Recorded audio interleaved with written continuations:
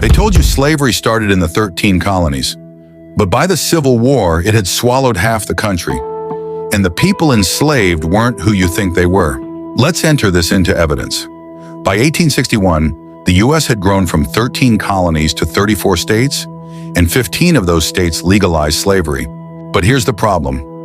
As the U.S. expanded west, they weren't importing millions of Africans to fill those new plantations. They were reclassifying indigenous people already on that land, labeling them as slaves, colored, or Negro on paper. In 1860, the U.S. Census listed over 4 million enslaved people, but there are no shipping manifests showing millions of Africans arriving. What we do have are records of native captives sold in Charleston, New Orleans, and Kentucky markets, the same markets later called slave markets. Receipts don't lie. The Virginia Slave Codes of 1705 redefined indigenous captives as Negroes or other slaves.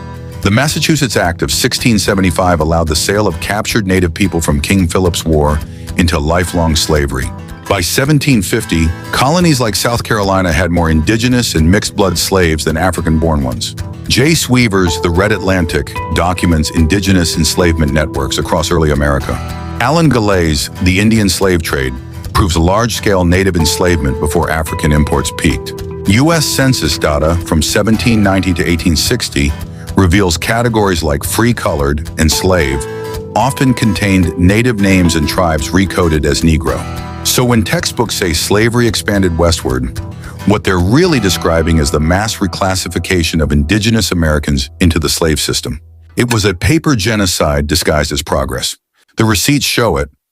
As America expanded, they didn't just build new states. They built a new identity system. Hit that plus button so you can follow the case, because we're just getting started.